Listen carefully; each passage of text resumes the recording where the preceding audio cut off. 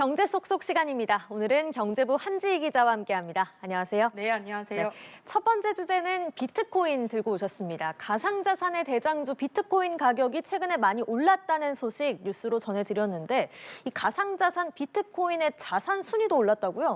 네, 그렇습니다. 말씀하신 것처럼 비트코인 가격이 신고점을 경신을 하면서 최근 크게 올랐는데요. 지금은 소폭 하락세를 보이고 있지만 시가총액 기준 세계 자산 순위 6위까지 올랐습니다. 네. 보시면요, 금이 22조 6천억 달러로 1위였고 엔비디아가 2위, 그리고 비트코인은 2조 3천억 달러를 넘으며 시가총액 6위에 안착했습니다. 시가총액 5위인 아마존과의 차이가 불과 600억 달러 정도여서 조만간 아마존을 또다시 넘어설 수 있다는 전망도 나오는데요. 비트코인의 시가총액은 지난해 12월 2조 달러 시대를 연 지 반년 만에 3천억 달러나 불어났습니다. 전기차 선두주자인 미국의 테슬라와 국내 1등 기업 삼성전자 시가총액의 각각 2배, 7배 이상에 달하는 규모인데요. 앞으로의 흐름도 궁금해집니다. 네, 왜 이렇게 비트코인의 가격이 올랐냐 이 배경으로는 아무래도 미국 트럼프 행정부의 친가상자산 정책이 힘을 받을 거다 이런 기대 때문이다 분석이 많은데 그런데 또 최근에 현지 시간 어제는 비트코인 가격이 떨어졌더라고요. 네, 그렇습니다. 이제 지난 5월에 비트코인 가격이 11만 달러를 돌파한 지 2달여 만에 12만 달러까지 돌파를 하면서 그야말로 파죽지세다 이런 말들이 참 많았는데요. 네. 최근 다시 하락을 했습니다. 미 가상자산 거래소 코인베이스에 따르면 현지 시간 15일 기준 비트코인 한 개당 가격은 11만 7천 달러에 거래가 됐는데요. 최고치를 찍은 전날에 비해서 4.7%가량 떨어진 겁니다. 네. 장기 투자자들이 총 24억 달러, 우리 돈 4조 원에 달하는 차익을 실현하면서 떨어졌다는 분석인데요. 또 가상자산 제도와 법안이 미 하원에서 좌절된 것에 따른 결과로 보는 시각도 있습니다. 미 하원은 이번 주를 크립토위크, 가상자산 주간으로 지정을 하고 스테이블 코인의 제도권 편입을 의미하는 지니어스 법안 등 3개 법안의 본회의 통과를 목표로 했는데요. 이게 표결에서 제동이 걸린 겁니다. 네. 당분간 가상자산 상승장이 이어질 것이란 전망이 있지만 단기 과열을 우려하는 목소리도 상존하는 만큼 투자에 신중하셔야겠습니다. 네, 다음 주제로 넘어가 보겠습니다. 민생회복 소비 쿠폰 지급이 다음 주 월요일부터 시작이 됩니다. 이 쿠폰을 편의점에서도 사용을 할 수가 있는데 그래서 편의점들이 다양한 할인 행사를 준비하고 있다고요? 네, 그렇습니다. 다음 주 월요일이죠. 21일 소비 쿠폰 지급을 앞두고 편의점들이 참 분주한데요. 편의점은 이번에 소비 쿠폰 사용처로 지정된 반면 대형마트는 제외가 됐거든요. 네. 과거 코로나19 당시에 긴급 재난지원금으로 쏠쏠한 혜택을 받던 편의점들이 빈틈을 파고든 겁니다.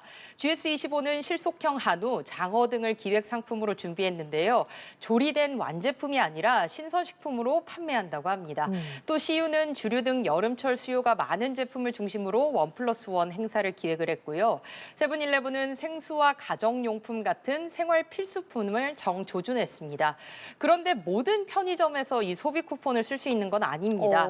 본사 직영점에서는 사용할 수가 없고요. 가맹점에서만 사용이 가능하니까요. 네. 이 점도 참고하셨으면 좋겠습니다. 네, 그런데 이렇게 소비 쿠폰 지급이 임박하다 보니까 소비 쿠폰 지급을 안내하는 것처럼 속이는 문자 사기도 걱정이 되는데요.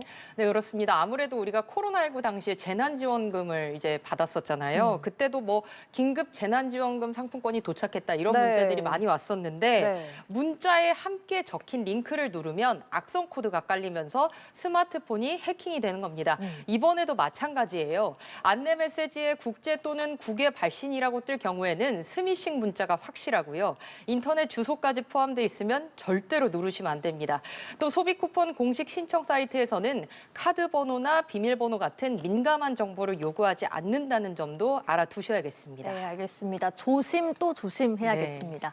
다음은 주류 얘기 해보겠습니다. 요즘에 소비 트렌드가 건강을 중시하다 보니까 알코올 함량이 낮은 저도주 선호 현상이 좀 뚜렷해지는 것 같습니다. 실제로 소주의 도수도 내려갔다고요? 네, 그렇습니다. 이제 과거에는 20도 이상의 이제 고도주들이 좀 트렌드를 이뤘어요. 그래서 뭐 빠르게 취하고 스트레스를 해소하자 이런 트렌드가 강했었는데 나뉘었었는데 최근에는 건강을 중시하는 사회 분위기와 가볍게 한 잔을 즐기는 분위기가 확산을 하면서 시장도 바뀌고 있는 모습입니다. 네. 2010년대 초반만 해도 소주 도수는 19도 내외였는데요.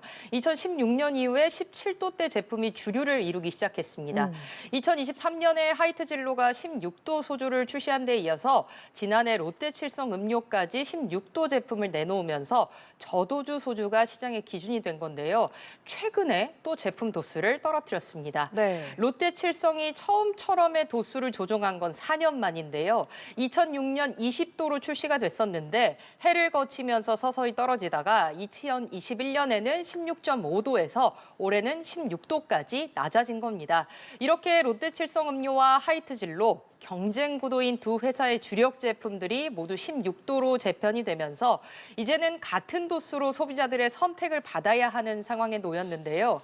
이에 업계에서는 앞으로의 브랜드의 이미지와 맛, 마케팅 전략 등 소비자의 선호도가 시장의 점유율을 좌우할 것으로 전망을 하고 있습니다. 네, 알겠습니다. 마지막 주제 보겠습니다.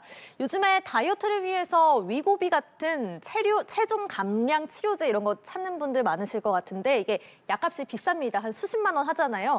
그래서 이런 치료제도 실손보험 보장이 가능한지 궁금하신 분들이 많을 것 같아요. 보장이 되는 겁니까? 네, 일단 결론부터 말씀을 드리면 단순 비만 치료 목적으로는 실손보험을 받으실 수가 없습니다. 위고비는 제가 일전에 경제 속속에서도 말씀을 드린 적이 있었는데요. 일단 보시면 체중 감량 치료제고요. 일주일에 한 번 주사를 맞는 건데 한 달치 약값이 앵커가 얘기했던 것처럼 기본 40만 원이 넘습니다. 네. 이렇게 약값 부담이 크다 보니까 실손보험 청구가 가능한지 궁금하신 분들도 참 많으실 텐데요.